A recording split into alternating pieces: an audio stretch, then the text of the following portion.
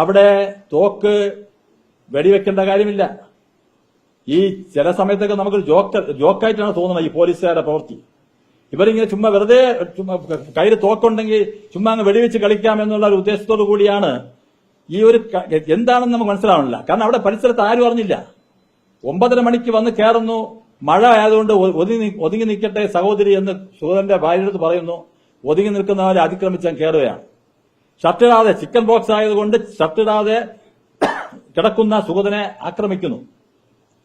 പിള്ളേരെ 14 വയസ്സുകാരെ മോൻ എന്റെ അച്ഛനെ കൊണ്ടുപോകരുതെന്ന് മോനും 8 വയസ്സായ കുട്ടി മോളും കേണപേക്ഷിച്ചു. എന്റെ അച്ഛനെ കൊണ്ട് ഭാര്യ പറയുന്ന വീഡിയോ ഉണ്ട്. അദ്ദേഹം സ്റ്റേഷനിൽ ഹാജരാവും എന്ന് പറഞ്ഞിട്ട് പോലും വാശിയും വൈരാഗ്യവും കാണിക്കാൻ തന്നെയാണ് പോലീസ് തോക്കെടുത്ത് വെടിവെച്ചിട്ടുള്ളത്. അതോടൊപ്പം തന്നെ ഹൈക്കോടതിയിൽ കൊടുത്ത ആനുകൂല്യം അത് നമ്മൾ മനസ്സിലാക്കണം.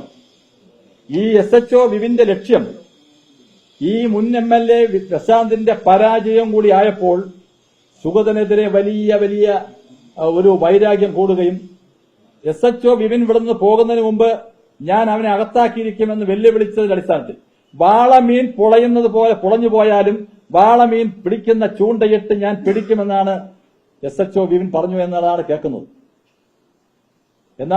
അപ്പൊ ഒരു വാശിയും വൈരാഗ്യവും. ഞാൻ കേൾക്കട്ടെ, നിങ്ങളെല്ലാം മനസ്സിലാക്കേണ്ട ഒരു കാര്യം, ബഹുമാനപ്പെട്ട പ്രതിപക്ഷ നേതാവിന്റെ വീട്ടിന് മുമ്പിൽ നടത്തിയിട്ടുള്ള CPMന്റെ ഗുണ്ടായിസം എന്താണെന്ന് ലോകം, നിങ്ങൾ മാധ്യമങ്ങൾ തന്നെ നിങ്ങൾ പുറത്തുവിട്ടതാണ്. അന്ന് ഈ SHO അടക്കം വിപിനടക്കമുള്ള ഉന്നത പോലീസ് ഓഫീസർമാർ, കമ്മീഷണർ അടക്കമുള്ളവർ ആ സ്പോട്ടിലുണ്ടല്ലോ.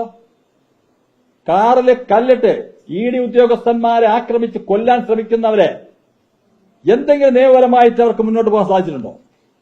ഇത്രയധികം ആൾക്കാർ CPMന്റെയും DYFIയുടെയും ആൾക്കാര്, പ്രവർത്തകര് വളഞ്ഞിട്ട് ആക്രമിച്ച സമയത്ത് ഈ SHO വിപിൻ അടക്കമുള്ളവരുണ്ടായിരുന്നല്ലോ. എന്തുകൊണ്ട് തോക്കവർക്ക് എടുക്കാൻ കഴിഞ്ഞില്ല? നാം മനസ്സിലാക്കണ്ടേ, ഇവിടെ ജനങ്ങൾ, പൊതുജനങ്ങൾ ഇതെല്ലാം കാണുന്നുണ്ട്. എന്തുകൊണ്ട്? അപ്പം CPM LDFന്റെ ഭരണം മാറിയെങ്കിലും LDFന്റെ ആജ്ഞാനുവർത്തികളായിട്ടുള്ള ഓഫീസർമാർ തന്നെയാണ് തിരുവനന്തപുരത്ത് ഇരിക്കുന്നു എന്നതിന്റെ ഏറ്റവും വലിയ തെളിവാണ്. നേരിന്റെ വാർത്തകൾ നിങ്ങളുടെ വിരൽത്തുമ്പിലെത്താനായി സാഗ് ന്യൂസ് ചാനൽ സബ്സ്ക്രൈബ് ചെയ്തും ഷെയർ ചെയ്തും ഒരു ശരിയായ മാധ്യമ നിലപാടിനൊപ്പം നിൽക്കാൻ ഞങ്ങൾ നിങ്ങളെ ക്ഷണിക്കുന്നു.